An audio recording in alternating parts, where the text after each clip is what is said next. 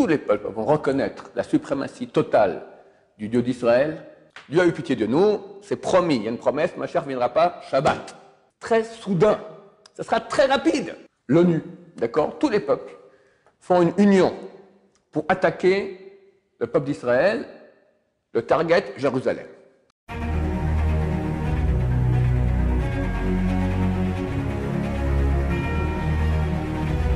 Ce jour dédié pour que Misha Bat Emmanuel Rachel Ruth se rende compte qu'elle est une jeune fille pieuse, vertueuse, pudique, droite, avec l'intelligence de sainteté comme Sarah, la fille de Rabbi Nachman de Breslev. Amen. Donc quelqu'un dit de casser cela, Bezrat Hashem. Alors la question de Yosef. Alors, on entend de part et d'autre que le Mashiach est aux portes et qu'il va bientôt se dévoiler, Bezrat Hashem. Alors quel est le processus de la délivrance? Et est-ce que le Mashiach peut être un juif lambda ou ce sera un Talmid Chacham? Ok, alors processus de délivrance. Donc d'abord, ok, alors processus de délivrance et est-ce que le Mashiach peut être un juif lambda ou un Talmid Chacham? Alors avant cela, effectivement, tu as dit que beaucoup de gens disent que Mashiach va arriver. C'est vrai. Et même des gens qui ne parlaient jamais de cela en parlent. J'espère qu'ils ne vont pas se tromper, parce que si on se trompe, je suis le premier dans la cible, d'accord? Mais ça sent très fort. Là, on est au bord d'une guerre en Israël, tout le monde en parle, guerre mondiale aussi, tout est, avec Poutine, on est au bord d'une guerre mondiale, avec la Corée du Nord aussi, avec l'Iran, avec les Houthis, etc. Bon. Donc on espère que vraiment ça sera pour très bientôt. Comment ça se passe? Alors avant de parler de cela, ce sera plus long, est-ce que le Mashiach peut être un homme lambda? Non. Il doit être forcément un grand Talmid Chacham. Alors Rabbi Shalom Bachola, qui était la grande génération, m'a dit, Zatzal, il m'a dit, il faut qu'il connaisse toute la Torah, le Mashiach. Toute la Torah. Donc c'est même pas un grand Talmid Chacham, ça fait partie des 5, on va dire, plus grands qu'il y a en Israël. Je dis 5 comme ça, mais ça fait qui doit être énorme, d'accord, en Torah. Connaître toute la Torah, c'est pas donné à tout le monde du tout. On ne connaît pas aujourd'hui des personnes, peut-être le Yanouka, ou peut-être d'autres qui se cachent. D'accord? Je ne connais pas les connaissances de Yanouka, mais un des plus grands de la Torah, Sfarad, s'appelait Rav Baadani, qui était un vieil homme, il est décédé dernièrement, il est venu le visiter. Un type de 90 ans environ qui a visité un jeune homme de 32 ans, c'est pas pour rien, d'accord? Ça veut dire que lui connaissait la valeur du Yanouka. Donc, bon, beaucoup de gens disent qu'il se peut qu'il y ait le Mashiach, on ne sait pas. Peut-être un autre qui est inconnu. Mais en tout cas, il ne peut pas être un ignare, ni un Talmid Chacham moyen. Donc toi et moi... et personne ne veut de ça, qui a besoin d'être Mashiach. Tu crois que c'est un cadeau? C'est une responsabilité énorme, d'accord? Donc voilà, ça sera quelqu'un de très très très grand. Alors comment ça se passe? J'ignore. Mais ça sera soudain. C'est écrit Pitom, soudain, tout à coup, viendra celui que vous attendez. Ce sera très soudain. Et comme Moshe Rabbeinu, qui était aidé de Dieu en Égypte, lui aussi.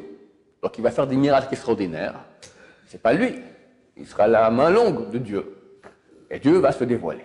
Donc tous les peuples vont reconnaître la suprématie totale du Dieu d'Israël, la suprématie totale du Mashiach, la suprématie totale de la Torah par rapport à toutes les autres Bibles et tous les autres moyens de formes de pensée, d'accord?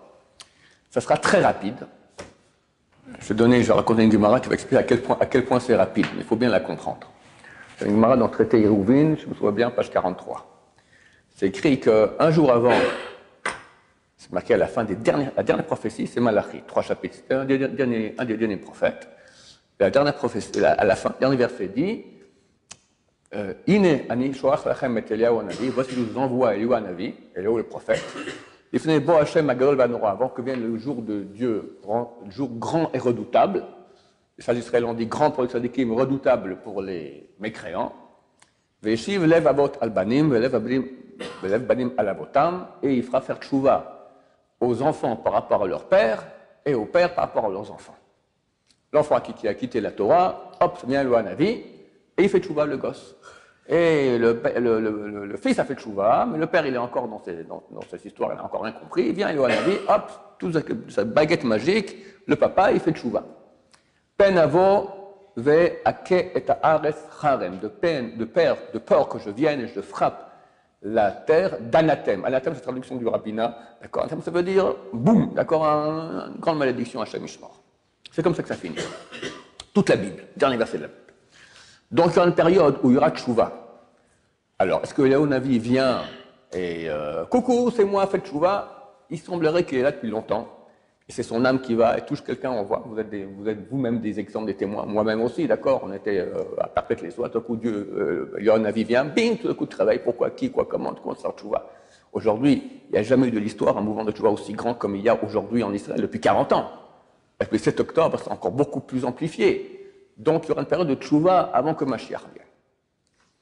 Maintenant, vu que c'est marqué avant que vienne le jour de Dieu grand et redoutable, la Gemara dit il y aura un dévoilement vraiment clair de Léon Navi un jour avant que vienne le Mashiach.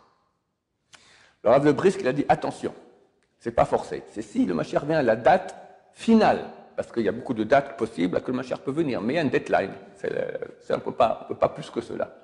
Il ne faut pas qu'on arrive à cette date, Bezrat Hashem. Et là, alors le Navi vient un jour avant. Sinon, il peut venir aussi beaucoup plus tôt, ou pas venir, d'accord. Mais si c'est vraiment la deadline, la dernière, alors le Navi vient un jour avant. La Gemara dit, le Mashiach ne viendra pas un Shabbat. Pourquoi? Parce que s'il vient Shabbat, alors vendredi vient Eliyahu Navi. Vendredi, qui a le temps de recevoir Eliyahu Navi? Le vendredi, c'est un jour super pression. Il faut préparer la table de Shabbat, il faut faire les emplettes, il faut cuisiner, il faut aller au mikvé, il faut se prendre ta douche, il faut couper les ongles, il faut tout ce qu'on fait pour... Qui a le temps d'aller à Eliyahu Navi? Tu viens à rêve Shabbat, tu me casses les pieds. Dieu a eu pitié de nous, c'est promis, il y a une promesse, Mashiach ne viendra pas Shabbat. Si, on parle bien de la date finale, où Eliyahu Navi vient un jour avant. La Gemara pose une question, il dit, ok, alors s'il ne vient pas Shabbat, qu'il ne vienne pas non plus vendredi. Et donc Eliyahu Navi ne viendra pas jeudi. Parce que si Eliyahu Navi vient jeudi, Mashiach vient vendredi. Et si Mashiach vient vendredi, qui a le temps de recevoir Mashiach? Le même problème que tu as avec Eliyahu Navi. Vous savez que Mashiach arrive. Ok, c'est très bien. On est très content, Mashiach vient. Mais ok, je dois préparer la date pour Shabbat. Mashiach, pas Mashiach, on doit faire Shabbat quand même, n'est-ce pas? Elle m'a dit non. Mashiach peut venir vendredi. Pourquoi? Parce que ça sera tellement soudain. Les peuples vont comprendre tout à coup que le peuple d'Israël est en fait le lien que eux ont entre Dieu et eux. Et comme c'est écrit dans la prophétie de Bilham, Ka'et Yamer le Yaakov le Israël ma pa'al el. Viendra un temps où on demandera à Yaakov, à Israël, que fait Dieu? Alors qui va demander? Les anges. Les anges, ils voient Dieu, ils n'ont aucun problème. Non, il y a 4 mondes. Nous, on est dans la Asiya, en bas. Après, il y a Yetzira, après, il y a Bria, après, il y a Atzilut. Atzilut, c'est déjà la divinité elle-même. Les anges sont dans la Bria. Donc ils voient, ils sont bien plus proches, ils voient tout, d'accord, enfin presque tout. On le voit très très bien, nous on ne voit rien. Mais notre source, elle est là. Même pas là, elle est là. La source d'Am Israël, elle est là, dans la Hatzilut. Et quand Mashiach vient, on va tous arriver à ce niveau-là. Et tout le monde reconnaîtra qu'on est là. Même les anges viendront nous demander, dis-moi, qu'est-ce que fait Dieu? Toi tu vois. Maintenant, les non-juifs, nous on appelait Or Lagoïm, lumière aux nations. On a un rôle. Alors eux, ils vont dire, écoutez, qu'est-ce que vous avez besoin? Ben, je sais pas, Mashiach est arrivé, et il faut la date pour Shabbat. C'est bon, on s'en occupe. Allez voir Mashiach, prenez l'enseignement, on attend que vous nous disiez qu'est-ce qu'on doit faire. Donc immédiatement, dit la Gemara, tous vont s'occuper de nous rendre service, Bezrat Hashem, pour qu'on puisse recevoir Mashiach comme il faut, recevoir Shabbat aussi en même temps, et on reçoit Shabbat et Mashiach les deux en même temps le vendredi. Pourquoi je te raconte ça? Pour te dire que c'est très soudain. Ça sera très rapide. Et les gens comprennent. En 1 minute, tac, ok, c'est bon, allez, ils viennent déjà dans notre cuisine pour faire la daf, etc., tout préparer, et passer un petit dernier balai dans le salon pour qu'on puisse recevoir Shabbat et Mashiach les deux à la fois. Donc, ce sera extrêmement soudain. Comment ça sera exactement? Je n'ai pas le moyen d'aider. Mais aujourd'hui, on peut comprendre, vous savez, avec les technologies, d'accord? Bien que dans le monde orthodoxe, il n'y a pas tellement de technologie, mais tout le monde saura. Et puis aussi, bon, Dieu n'a pas de problème, on peut tout à coup avoir une voix qui parle en nous, tout ça, tout le monde saura que Mashiach, il est arrivé. Et alors, qu'est-ce qui se passe à ce moment? Tu avais une question? Comment est-ce qu'on peut dire qu'ils viendront préparer quoi que ce soit chez nous, sachant que ça rendra pas cachère. Alors, si Mashiach vient, on dit Mashiach, qu'est-ce qu'on fait? C'est la daf de Jules de la Croix, je peux la manger? Ouais, c'est bon, allez, c'est terminé. Je vais te dire pourquoi. L'interdiction de manger des aliments qui ont été cuisinés par un non-juif, c'est pour pas qu'on se marie avec sa fille. Quand Mashiach viendra, qui va regarder Christine, la fille de Jules? C'est terminé. Il n'y aura plus ce problème-là, Bezrat Hashem. En plus, si tous les plats, tout ce qui peut se manger cru, c'est permis de manger aussi. Pardon? Ouais, c'est ce qu'il a posé comme question. Ok, maintenant, on sait que le Mashiach, il doit faire 4 choses. Dans quel ordre chronologique, on ne sait pas. Il doit gagner les guerres de Gog ou Magog. Qu'est-ce que c'est les guerres de Gog ou Magog? Alors, on est rentré déjà dans, on peut dire, les pré-guerres, les prémices des guerres de Gog. Mais Gog ou Magog, c'est 2 chapitres dans Yecheskel, chapitres 38 et 39. Union de tous les peuples. Gog ou Magog, dit Rabbeinu Hari, valeur numérique 70. 70 peuples. Union, l'ONU, d'accord? Tous les peuples font une union pour attaquer le peuple d'Israël, le target Jérusalem. Et ils viennent du nord. De l'extrême nord, c'est écrit.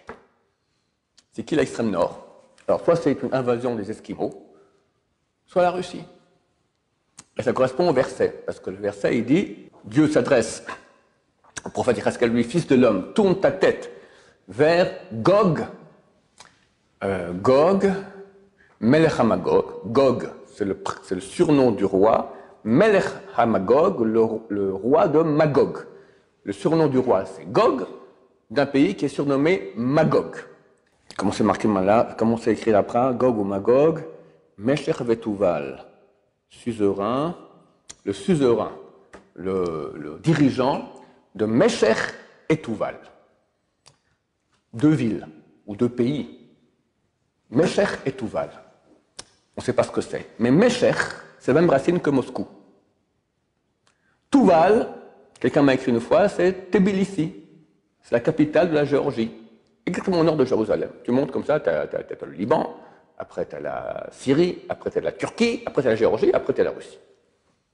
Donc, une union des peuples dirigée par ou Vladimir ou un autre, d'accord, on ne sait pas qui ça sera, qui vont diriger tous les peuples contre nous. Pourquoi?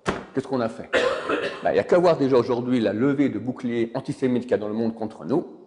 Ça, c'est un prémisse, c'est-à-dire que c'est marqué dans la Gemara que les gens ne voient pas, mais leur mazal, leur âme, elle voit.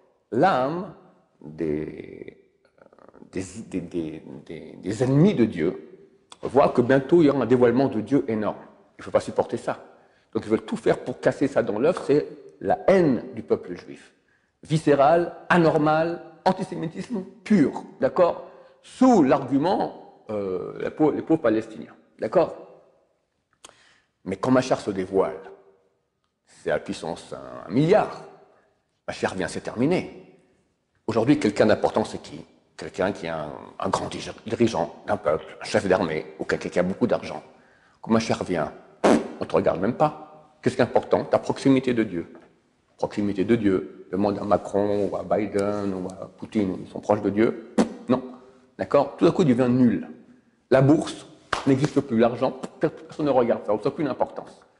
Tu comprends qu'on a détruit le système occidental, mondial, du monde. On met en danger le monde.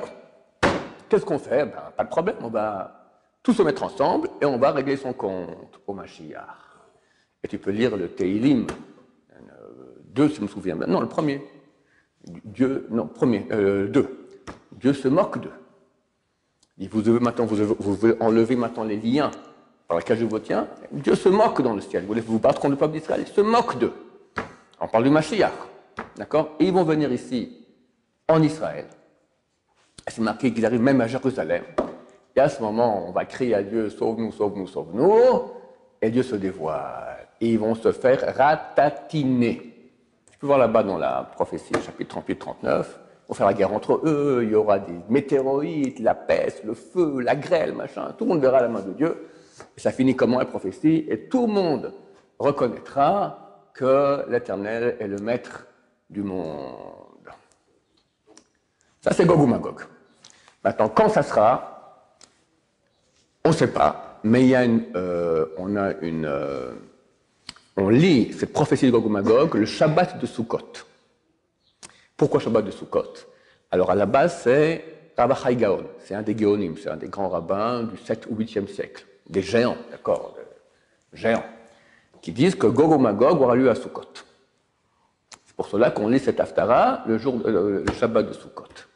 Attends, si Mashiach vient, ça rentre bien dans le programme, si Bezrat Hashem Mashiach vient vers Pessah, le temps que le monde se réveille, qu'est-ce qui, quoi, comment, tout ça, ils font leur union, tout ça, toutes les armées qui viennent en Russie, au nord d'Israël, avec l'Iran, tout ça, ils ont 6 mois pour se préparer, et Taïo à Sukkot nous attaque, et le grand dévoilement de Dieu. Peut-être avant, peut-être après. Et 3 autres choses que le Mashiach doit faire, et de nouveau, je dis que je ne connais pas l'ordre chronologique. Il doit faire en sorte que tous les Juifs pratiquent la Torah. Fini, il n'y a plus d'anti-religieux, il n'y a plus d'anti-Torah, il n'y a plus d'anti... Tout le monde devient pratiquant comme il faut bien. Celui qui mérite, pas tout le monde verra Mashiach. Pas tout le monde verra Mashiach.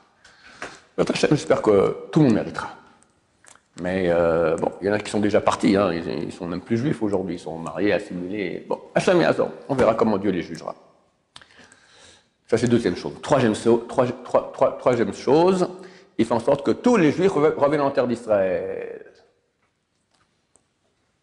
Quatrième, encore je répète, ce n'est pas forcément dans l'ordre chronologique, construction du temple. Le temple descend du ciel, mais il ne descend pas achevé. C'est nous qui verrons, comme on dit dans la prière, Ar'enu be'binyano, montre-nous sa construction, et réjouis-nous dans son achèvement. Donc c'est nous qu'on va achever. D'accord, tu auras la chance d'achever, de mettre une brique dans la maison de Dieu. Extraordinaire. Pardon? Je ne sais pas ce qu'on mettra exactement. On verra peut-être les portes, peut-être des briques, peut-être on va peindre un peu, on mettra le mezouza, je sais, j'ignore, d'accord, on verra ce que Mashiach nous dira de faire. Voilà, ça c'est... Et quand tout ça a lieu, alors on peut dire qu'on est arrivé à l'époque messianique. Et là, qu'est-ce qui se passe? Ben, c'est fini, il n'y a plus de mal. Le mal a été éradiqué, il n'y a plus les sources du mal, le Esserara, d'accord, on a une chose qui s'appelle le Sitra, le côté autre, d'accord, Dieu a créé une force, puissance de mal dans le monde énorme. C'est elle qui s'est incarnée dans le serpent originel, d'accord, et bien cette force-là, elle est égorgée, terminée. Et dès lors, dans le monde, il n'y aura que du bien. Et peu à peu, le Mashiach va faire en sorte d'élever le niveau spirituel du monde. Tu auras envie de prier, tu vas voir la main de Dieu, tu seras amoureux de Dieu, tu voudras faire encore plus. On va amener des sacrifices, mais pas à gorge allemand. On va sentir on va connaître les fondements de la Torah, les grands secrets de la Torah que personne n'a jamais connus, comme Moshe Rabbeinu. Le Rabbi Sambashwa Azatzal disait aujourd'hui, ceux qui étudient la Kabbalah, les secrets de la Torah, étudient que Chitzionut et de Chitzionut, c'est extériorité d'extériorité. Quand Mashiach viendra, on va étudier intériorité d'intériorité. Il y a 4 niveaux. Extériorité d'extériorité, intériorité d'extériorité, extériorité d'intériorité et intériorité d'intériorité. Le 4e monde. On va voir Dieu. Pas totalement, parce qu'on ne peut pas survivre, mais on aura une vue que les anges vont nous demander, dis-moi, raconte, donne-moi un petit quelque chose là. Les anges. Quel bonheur, c'est fini. Plus de maladie. Quand Mashiach vient, dans l'Amida, comme on prie, on dit Baruch Ata Hashem, Goël Israël, qui amène la rédemption au peuple d'Israël. Quel brachaya juste avant, Raphaël Hashem Nerafé. Guéris-nous Hashem et on sera guéri. Dès que Mashiach vient, tout le monde guérit. Quoi guérit? Le type misken à Gaza, on lui a coupé les 2 jambes. On m'a dit 1000 ou 2000 personnes qui sont handicapées, il leur manque un membre, des soldats qui ont fait la guerre. Eh bien, c'est écrit dans le prophète Isaïe, les culs de jatte vont courir sur les collines. Ça repousse. La sale maladie, terminée. Tous les médecins, gamarnou, ils vont aller à la yeshiva, plus besoin de médecins, plus besoin d'hôpitaux, changer en yeshivot. Donc il y aura un bonheur énorme.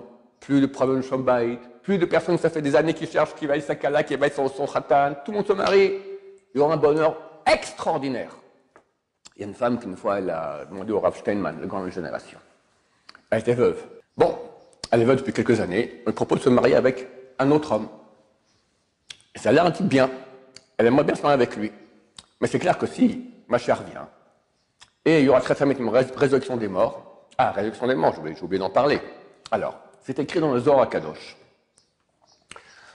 qu'il y aura 40 ans de la royauté du Mashiach.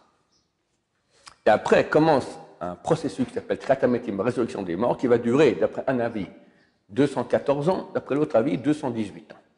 Et ça jusqu'à l'an 6000. Baba Saleh a dit, il y a d'autres avis aussi qui disent, dans le Rishonim, le Ritva par exemple, il dit que, Baba Saleh dit qu'aujourd'hui, on est déjà en retard sur le programme. Parce que si tu prends 214 ans, c'est la vie le plus court, il y en a qui disent 218, tu prends 214, plus encore 40 ans d'époque messianique, ça fait combien en tout? 254. Or maintenant, je vous parle, on est en 5784, ça veut dire qu'il y a encore 215 ans et quelques mois jusqu'à l'époque messianique. Là, tu arrives à 254, donc c'est fini, on est déjà dans les bégonias, d'accord, on a dépassé. Baba Saleh a dit, dès que Mashiach revient, immédiatement Tchiat HaMetim. Et beaucoup de grands rabbins ont dit ça. Il y a Anouk a dit ça une fois, le Rabbi Yitzhak Ezraki aussi, il y a beaucoup de gens qui ont décidé dernièrement, ils disent, en fait pas très bientôt, il revient, Rabbi David Abou Hassera aussi, une famille, très bientôt, il était allé faire consoler les en deux, très bientôt elle revient, etc. Dès que Mashiach revient, Tchiat HaMetim aussi, dès que, c'est peut-être pas dans les 24 heures, mais on va commencer à vivre cela, résurrection des morts aussi. Alors cette femme pose la question à Rav Steinman, maintenant si Mashiach revient, on l'attend tous les jours, en plus de tout ce qui se passe aujourd'hui, tout coup mon mari il dit coucou c'est moi. Alors un homme peut à la rigueur avoir deux femmes, c'était le cas il y a 2-3 000 ans, ça se faisait, d'accord, aujourd'hui ça se fait plus du tout, peut-être quand Mashiach reviendra, oui, je l'ignore, mais qu'une femme et deux maris, dans aucun cas de figure ça peut arriver une chose pareille. Alors qu'est-ce que je fais? Je serai même avec le deuxième, mon mari revient, qu'est-ce que je fais? Alors justement, il lui a dit, et c'est ça ce que je veux dire maintenant, c'est très important de comprendre ça. Écoutez, ne vous en faites pas. Quand Mashiach reviendra, tout sera parfait. Mariez-vous avec ce deuxième mari, comme il faut, etc. Si Mashiach revient, ne vous en faites pas. Ça sera une époque tellement lumineuse, tellement fantastique, il n'y aura plus aucun problème. Tout sera réglé. C'est ça. Très bientôt, Bezrat Hashem. Oui. Est-ce que le Beit HaMikdash il va être moderne Il va être extraordinaire, le Beit HaMikdash. Je ne sais même pas s'il sera fait d'un matériau que nous connaissons. D'accord? Je ne sais pas, mais ça sera fantastique. C'est quoi moderne? C'est un ascenseur? Je ne sais pas si on va faire un ascenseur. D'accord? J'ignore. Mais je vais te dire. Quand Mashiach viendra, au bout d'un moment, on n'aura même plus besoin d'ascenseur.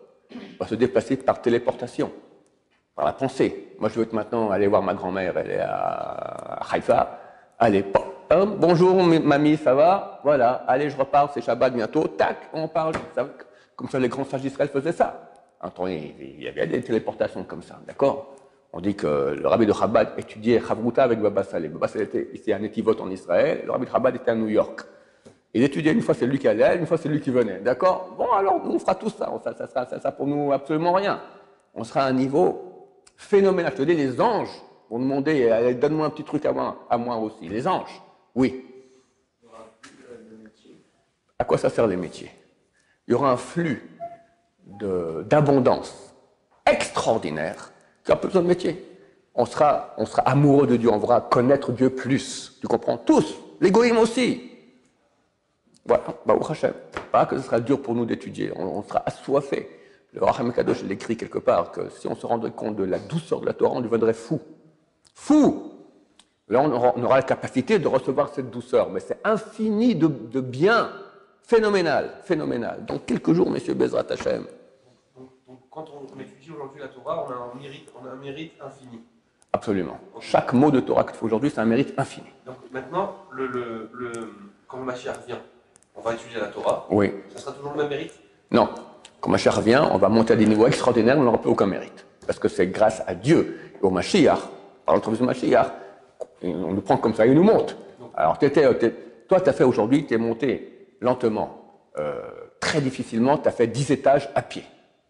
Mais tu as un mérite d'avoir fait 10 étages. Quand Mashiach revient, c'est l'ascenseur, on te prend au 1000e étage. Ascenseur, bon, t'es gros malin, qu'est-ce que tu veux pour ça? Alors, tu es au 1000e étage, tu as une belle vue, tu vois des choses que personne ne voyait, du 10e étage minable où tu étais. Mais le mérite, C'est les 10 étages que tu as fait avec la sueur difficile. C'est pour ça que je dis maintenant, on a 45 jours maintenant, il faut aller tout azimut, toutes nos forces. Il y a des gens qui ont des addictions, des trucs difficiles, soit au porno, soit à la drogue, des trucs. Tenez 45 jours. Faites chouva 45 jours. On dit faites chouva toute ta vie, touche plus jamais une fille, qu'un type qui couche toutes les nuits avec des filles, d'accord? On ne peut pas le dire, je peux pas le dire. 45 jours, faites chouva là-dessus, et après t'as gagné, vas-y. Je dis ça à beaucoup de monde dernièrement. Bon, j'espère que ça a vraiment 45 jours que je parle. Mais s'il a fait ça, il a gagné beaucoup. Ouais. Si Mashiach revient, ben voilà, tu fais partie de ceux qui ont fait chouva. Ceux qui ont fait chouva, ils ont un niveau qu'aucun sadique parfait ne peut y accéder. C'est fantastique. Donc il faut maintenant mettre les bouchées doubles, triples, quadruples, toutes nos forces. Une dernière chose, et alors après la mort? Après la mort, alors. Le Mashiach, il vient, on va pas... Alors aujourd'hui, très bonne question, la mort. La mort aujourd'hui se fait, à part pour les très très grandes sadikim, se fait par l'ange de la mort. Quand Mashiach vient, l'ange de la mort se fait égorger. C'est fini, il n'existe plus. Il y a une autre mort, comme celle qu'a eu Moshe Rabbeinu, Aaron Cohen, Miriam Anevia, ça s'appelle par baiser de Dieu. La Shrina vient, et l'âme, elle voit Dieu, elle est tellement attirée, truc, elle quitte le corps. Quand Mashiach viendra, ça va se passer. Mais comment ça se passe? Ça se passera comme ça. Comment ça va se passer? C'est qu'on va monter de degrés, et à bout d'un moment, le corps va nous embêter. On sera tellement proche de Dieu que le corps de chair que nous avons va nous déranger. À la base, quand on a écrit, le premier homme a été créé, il a été créé avec un corps de lumière. Quand il a péché originel, c'est marqué que Dieu lui a cousu des habits de peau. C'est quoi? Alors il y en a qui disent du lièvre, d'accord, il avait une toque comme ça. Mais la Kabbalah dit non, c'est les habits de peau, ce qu'on a ici, c'est ça ce que tu vois. On veut arriver au niveau du premier homme avant le péché originel comme il était au paradis. Et on va recevoir à un moment une lettre du rabbinat du Mashiach, cher ami. Dans le ciel, on voit que vous êtes prêts maintenant à vous débarrasser de votre corps de chair. Préparez-vous, mardi à 5h25, transformation. Vous vous débarrassez de votre corps de chair, vous recevez un corps de lumière. Ce ne sera pas à l'état d'âme. On aura un corps, mais un corps de lumière. Et tu fais une grande fête avec tes copains, ça y est les potes, tac, à 15h25, tac, tu reçois un corps de lumière, terminé. Et éternel, bien sûr. On pourra parler avec les corps de peau. Ouais. Alors, j'imagine qu'il y aura un contact aussi. Il y a aujourd'hui des gens qui ont des relations avec des âmes, etc. Mais là, ça sera commun. À l'époque messianique, on sera tous en contact. Absolument. J'imagine. D'autres questions, messieurs? Ok, alors reste 45 jours pour se préparer. À fond! Merci Hachem qu'on puisse voir nos yeux, combien nos ancêtres ont pleuré, ont demandé. Et nous, on aura la chance, ce mérite-là. On n'a pas ce mérite. C'est vraiment gratuit de la part de Dieu qu'on a le mérite de voir ces événements extraordinaires. Baruch Adonai, Leolam, Amen, va Amen.